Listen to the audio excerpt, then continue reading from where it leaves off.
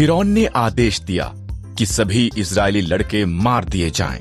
एक स्त्री ने अपने लड़के को टोकरी में रखा और उसे नदी के किनारे छोड़ दिया। उसकी बहन उसे देखती रही। फिरौन की बेटी नदी के किनारे नहा रही थी। उसे बच्चा मिल गया और उसने उसे रखने का निर्णय लिया। उसकी बहन ने उसके पालन पोषण के लिए उसकी माता की सहायता की पेशकश की। फिरौन की बेटी ने उसका नाम मूसा रखा। मूसा बड़ा हुआ। एक दिन उसने देखा कि एक मिस्री इजरायली को मार रहा है।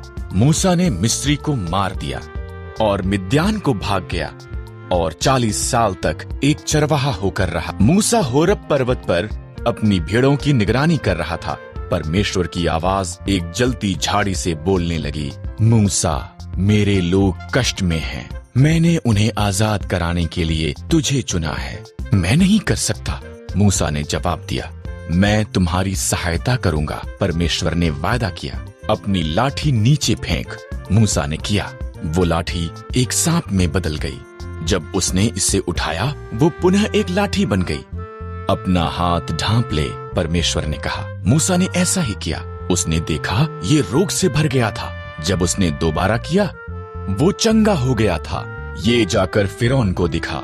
परमेश्वर ने कहा, मैं एक अच्छा वक्ता नहीं हूँ। मूसा ने कहा, मैं तुझे शब्द दूंगा। परमेश्वर ने कहा, तुम्हारा भाई हारून सहायता कर सकता है। इस तरह मूसा इजरायलियों को आजाद करने के लिए फिरौन को बताने के लिए गया। मूसा और हारून ने फिरौन से कहा, इजरायलियों का परमेश्वर कहता है कि तुम उसके लोगों को जाने दो, नहीं तो बुरी बातें तुम्हारे साथ होंगी। पर फिरौन ने उनकी नहीं सुनी। इसलिए परमेश्वर ने मिस्र में पानी को लहू में बदल दिया। कोई भी इसे पी न सका। तब उसने मिस्रियों के घरों को मेंढकों से भर दिया। हर तरफ मेंढक थे। फिर भी फिरौन ने उनकी नहीं सुनी। इसलिए परमेश्वर ने मिस्र के आकाश को कुटकियों से भर दिया। वो वहां धूल के समान भर गई। फिर उसने मिस्र के देश को डांसों से भर दिया। फिर भी फिरौन ने उनकी नहीं सुनी। इसलिए परमेश्वर ने मिस्र के जानवरों को मार दिया। घोड़े, गधे, ऊंट, भेड़ें और बकरियां सब मर गए। फिर उसने मिस्री लोगों को फोड़े से पीड़ित किया। फिर भी फिरौन ने उनकी नहीं सुनी। परमेश्वर ने मिस्र की फसल का नाश करने के लिए ओलों की वर्षा भेजी। उनकी जौ और सन्न की फसल नष्ट हो गई। तब उसने बचे हुए फल को खाने के लिए टिड्डियां भेजी। फिर भी फिरौन ने उनकी नहीं सुनी।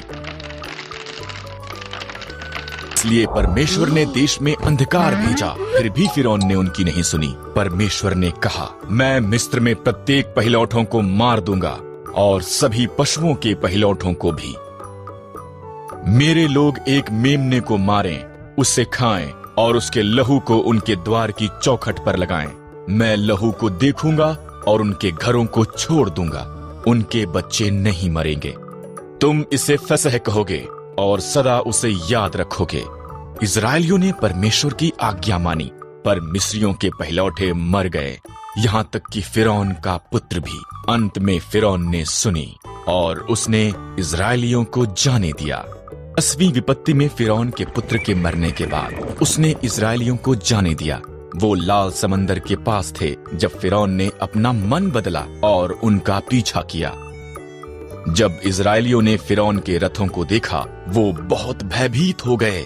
लेकिन परमेश्वर ने मूसा को लाल समंदर की तरफ उसकी लाठी को उठाने के लिए कहा। परमेश्वर ने एक जोरदार हवा भेजी और समंदर को 2 भाग कर दिया। एक सूखा मार्ग प्रकट हो गया और इजरायली लाल समंदर के बीच में से निकल गए। यहाँ पर उनके दोनों तरफ एक पानी की दीवार थी। वो सुरक्षित दूसरी तरफ पहुंच गए। फिरौन और उसकी सेना समंदर में उनके पीछे गई। परमेश्वर ने मूसा को उसका हाथ बढ़ाने के लिए कहा। तब समंदर फिर से वापस एक हो गया और फिरौन और उसकी सेना डूब गई। परमेश्वर ने उसके लोगों की एक उजाड़ में अगुवाई की। उसने उन्हें भोजन और पानी दिया। उन्होंने सिनै पर्वत के पास डेरा लगाए, जहां पर परमेश्वर ने पहाड़ की चोटी पर मूसा को मिलने के लिए कहा। आग और धुएं से घिरा हुआ मूसा ऊपर चढ़ गया और परमेश्वर उससे मिलने के लिए नीचे आया। तब परमेश्वर ने मूसा को 2 पत्थर की पट्टियों पर 10 आज्ञाएं दी। अन्य देवताओं की आराधना मत करना, मूर्तियां मत बनाना, आदर के साथ मेरा नाम लेना, विश्राम दिन को एक विशेष दिन करके मनाना, अपने माता पिता का आदर करना, कत्ल मत करना, अपने पति या पत्नी से वफादार रहना, चोरी मत करना, लोगों से या जो उनके पास है उससे ईर्ष्या मत करना। अब लोग जानते थे कि कैसे परमेश्वर की आज्ञा का पालन करना है। मूसा ने 12 भेदिए को वायदे किए देश में भेजा। उनमें से 10 ने कहा, हम वहाँ के लोगों को कभी भी हरा नहीं सकते। पर यहोशू और कालेब ने कहा, परमेश्वर की सहायता के साथ हम इसे कर सकते हैं। डरे हुए लोगों ने 10 भेदियों की बात पर विश्वास किया। परमेश्वर ने कहा, यहोशू और कालेब के साथ केवल तुम्हारी संतान ही वादा किए देश में प्रवेश करेगी। इस तरह उजाड़ में 40 साल के बाद अब ये समय था। यहोशू ने 2 भेदियों को यरीहो में भेजा।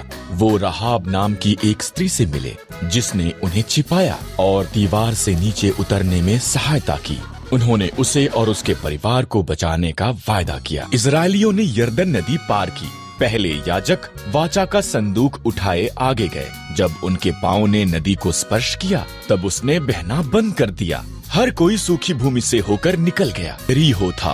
परमेश्वर ने यहोशू से कहा, 6 दिन तक यरीहो के चारों तरफ दिन में एक बार घूमना, तब 7वें दिन 7 बार चक्कर लगाना, नरसिंहों को फूंकना, जय जयकार करना, दीवार नीचे गिर जाएगी। यहोशू ने परमेश्वर पर भरोसा किया। जैसा प्रभु ने कहा उसने वैसा ही किया। दीवारें गिर गए। उन्होंने शहर को कब्जे में ले लिया। राहाब बच गई। परमेश्वर के लोगों ने वादा की हुई भूमि को कब्जे में लेना आरंभ किया। एक बार फिर परमेश्वर के लोगों ने उसकी आज्ञा उल्लंघना की। इस तरह परमेश्वर ने पलिश्तियों को 40 सालों तक उन पर राज्य करने दिया। तब उसने उन्हें आजाद कराने के लिए शिमशोन नाम के एक व्यक्ति को चुना। एक स्वर्गदूत ने शिमशोन की माता से वादा किया था कि वो पुत्र को जन्म देगी। शिमशोन को परमेश्वर के साथ 3 वादे करने होंगे। कभी भी मदिरा नहीं पीना, कभी भी मुर्दों को नहीं छूना, कभी भी अपने बालों को नहीं काटना। परमेश्वर ने शिमशोन को बहुत शक्तिशाली बनाया। उसने एक सिंह को मार दिया और मधुमक्खियों ने उसकी लाश में शहद बनाया। शिमशोन ने परमेश्वर के साथ उसके वादों में से एक को तोड़ते हुए मरे हुए सिंह को छू लिया, यहाँ तक कि उसने शहद भी खाया। शिमशोन को दलीला नामक एक स्त्री से प्रेम हो गया। पलिश्तियों ने ये बात पता करने के लिए कि क्यों शिमशोन इतना ताकतवर था, उससे बहुत सा धन देने का वादा किया। उसने बार बार इसके बारे में उससे पूछा। शिमशोन ने दलीला को उसका रहस्य बता दिया। अगर मेरे बाल काट दिए जाएं, तो मेरी ताकत चली जाएगी। इसलिए जब वो सोया हुआ था, दलीला ने एक व्यक्ति को उसके बाल काटने के लिए बुलाया। शिमशोन की ताकत उसमें से चली गई। जब पलिश्ती आए, उन्होंने आसानी से उसे पकड़ लिया। उन्होंने उसे अंधा कर दिया। तब उन्होंने उसे जेल में डाल दिया और भारी चक्की पीसने का काम दिया। धीरे धीरे शिमशोन के बाल पुनः बढ़ गए। पलिश्ती उसे उनके झूठे देवता दागोन का उसे हराने में धन्यवाद करने के लिए उनके मंदिर में लाए। शिमशोन ने परमेश्वर से कहा कि एक अंतिम बार उसे ताकतवर बना। शिमशोन 2 खंभों के बीच खड़ा हुआ और उन्हें धक्का मारा। मंदिर गिर पड़ा। पलिश्तियों के साथ साथ शिमशोन भी उसमें मर गया। शिमशोन ने अपना वादा पूरा नहीं किया, पर परमेश्वर ने अपना वादा पूरा किया। इज़राइल में एक अकाल पड़ गया। एलीमेलेक, नाओमी और उनके पुत्र भोजन की खोज में मोआब को गए। एलीमेलेक मर गया। पुत्रों ने मोआबी स्त्रियों ओरपा और रूत से विवाह कर लिया। तब पुत्र भी मर गए। तीनों स्त्रियों के पास पति नहीं थे। जब इज़राइल में अकाल समाप्त हो गया, नाओमी ने घर जाने का फैसला किया। मोआब में ही रहो, उसने अपनी बहुओं से कहा। ये तुम्हारा घर है। ओरपा वहीं रही, पर रूथ ने कहा, जहाँ भी आप जाओ मैं जाऊंगी।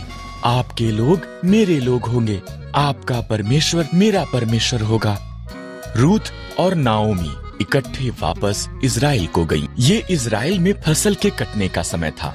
नाओमी ने रूथ से कहा कि वो जाकर खेत में काटने वालों के पीछे फसल को बीन ले। खेत एलीमेलेक के संबंधी बोअज का था। बोअज रुथ के पास आया। तुम नाओमी के साथ बहुत अच्छी रही हो, बोअज ने कहा। घर छोड़ना मुश्किल रहा होगा, परमेश्वर तुम्हें आशीष दे। उसने रूथ को भोजन दिया और अपने जवानों को उसकी देखरेख करने को कहा। रूथ ने नाओमी को बताया कि क्या हुआ था। नाओमी मुस्कुराई। जब कोई मरता है, उसका निकट संबंधी उसके परिवार की देखभाल करता है। वो व्यक्ति उनका निकटतम छुटकारा देने वाला संबंधी है। बोअज हमारा निकटतम संबंधी है, उसके निकट ही रहना। इसलिए रूथ बोअज के निकट रही। वो हर दिन उसे और ज्यादा पसंद करने लगा।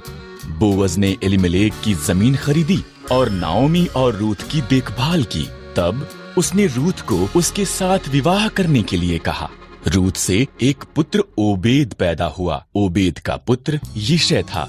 यिशै का पुत्र दाऊद था और दाऊद इज़राइल का महान राजा बन गया। इसलिए परमेश्वर ने रूथ को आशीष दी, ठीक जैसा कि बोअज ने प्रार्थना की थी। अन्ना उदास थी क्योंकि उसके कोई संतान नहीं थी। उसने प्रार्थना की और परमेश्वर ने उसे एक पुत्र शमूएल दिया। वो बहुत धन्यवादी थी, इसलिए उसने शमूएल को परमेश्वर की सेवा के लिए दे दिया। हन्ना ने उसका बेटा जो छोटा था को एली याजक के साथ तंबू में छोड़ दिया। शमूएल ने बूढ़े अंधे एली की सहायता की। वो तंबू में ही सोता था, जबकि एली साथ के कमरे में सोता था। एक रात शमूएल ने उसका नाम पुकारती एक आवाज को सुना। वो उठा और दौड़कर एली के पास गया। क्या आज्ञा है? उसने कहा। मैंने तुझे नहीं बुलाया। एली घुरघुराया। वापस अपने बिस्तर पर चला जा। शमूएल वापस बिस्तर पर चला गया। उसने फिर उसका नाम सुना। शमूएल दौड़कर एली के पास वापस गया। क्या आज्ञा है? उसने कहा। मैंने तुझे आवाज नहीं दी। एली नींद में बड़बड़ाया। वापस अपने बिस्तर पर चला जा। शमूएल के तीसरी बार आवाज सुनने के बाद एली ने कहा, ये प्रभु था। अगर वो दोबारा आवाज लगाता है, एली ने कहा, कहना, प्रभु बोल, तेरा दास सुन रहा है। इस तरह शमूएल ने वैसा ही किया। शमूएल, परमेश्वर ने कहा, क्या तू मेरा नबी हो सकता है और वफादारी से मेरे शब्दों को मेरे लोगों तक पहुंचा सकता है? मैं कर सकता हूँ, शमूएल ने कहा, और उसने अपने बूढ़े होने तक भी ये किया।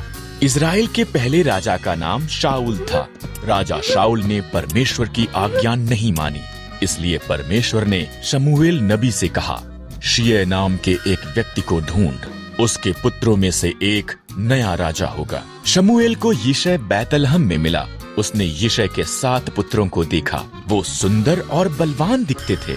उनमें से कोई नहीं।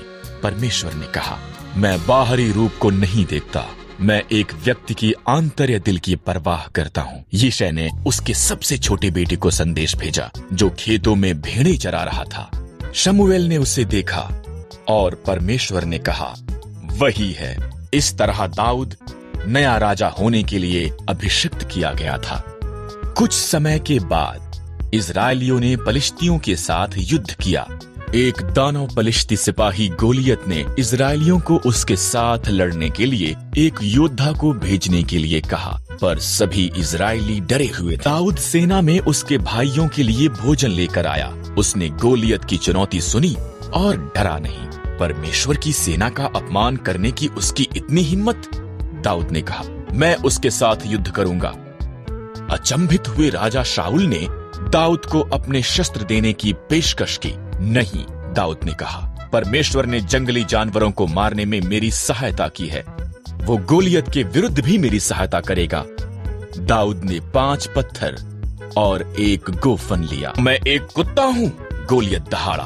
तुमने मेरे साथ युद्ध करने के लिए एक छोटे से लड़के को भेजा है। तेरे पास एक भाला है, दाऊद ने कहा, पर मेरे पास इज़राइल के परमेश्वर की सहायता है। दाऊद ने गोफन में पत्थर डाला और घुमा कर मारा। ये गोलियत के माथे में लगा और उसे नीचे गिरा दिया। इज़राइलियों ने पलिश्तियों को हरा दिया। परमेश्वर की सहायता के साथ दाऊद एक हीरो था।